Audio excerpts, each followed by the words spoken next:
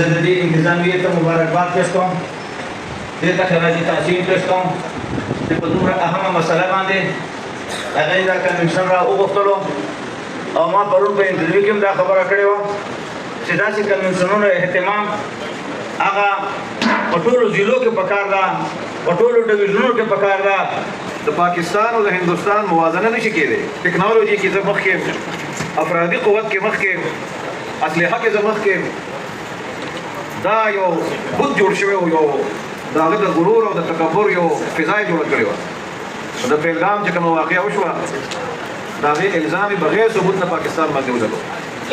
پاکستان په سفارتي محاذ باندې کامیاب شو. هغې د کاروایۍ دپاره ځي، هغې نه وړاندې زما عزتمندو د سحر مونځ کوي، د الله نه دعاګانې غواړي او بیا هغه تحریر چې هغې ته وصیتنامه وایي څنګه چې مجاهدین بارډر کراس کوي هغې نه وړاندې خپله وصیتنامه لیکي.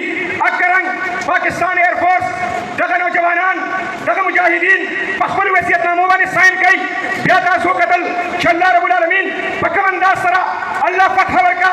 د پاکستان فتح دا د عالم اسلام فتح ده کہ پاکستان په کم وسایلو کې هندوستان ته کم شکست ورکو.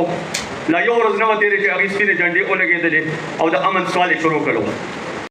اس ملت کو جوڑا ہے، اتحاد کی بات کی ہے، اتحاد امت کی بات کی ہے، اور یہ ماشاءاللہ اس تنظیم کا حسن ہے. اور ہم نے بھی ہمیشہ مسلکی وابستگیوں سے بالاتر ہو کے اس سٹیج کو ہمیشہ اپنا سٹیج سمجھا ہے.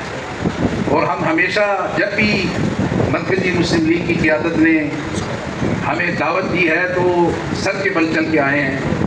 اور ہم یہ سمجھتے ہیں کہ اس وقت اگر امت کو ضرورت ہے تو وہ اسی اتحاد کی اور اسی اتفاق کی اور یکجہتی کی ضرورت ہے. اللہ وہ اکٹھی ہو گئی اور انہوں نے عملی طور پہ بنیاد مرصوص کا مظاہرہ کیا. لہٰذا یہ درخواست ہے کہ ہماری بقا ہماری درخواست ہے. پاکستان کی فوج وہ ہمارا فخر ہے. پاکستان کی فوج ہمارا وہ ہماری مان ہے، ہماری شان ہے اور ہماری آن ہے. اور اس کے لیے اور اس کے تحفظ کے لیے ہم کسی بھی حد تک جانے کے لیے تیار ہیں. وہ جمیل بادشاہ مرکزی مسلم لیگ N29 سے بات کر رہا ہوں. آج ہم بہت خوش ہیں کہ مودی سرکار سے یہ 240 ہوا نکل گیا اور پاک فوج نے اپنی طاقت دکھائی ان کو اور اس کے اپنے ملک میں گھس کر اس کو مارا. یہ بہت زبردست کام ہو گیا.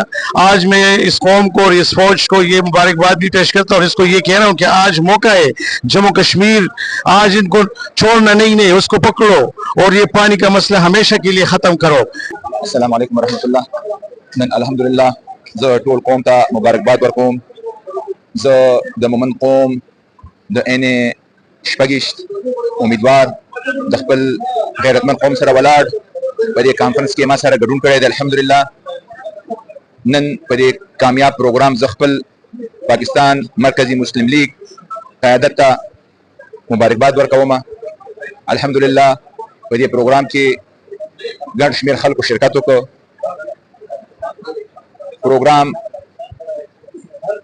بنیاد مرصوص کانفرنس نن منعقد شو په پېښور ښار کې او دا یو اظهار د تشکرۍ او د حب الوطنۍ یو اظهار دی.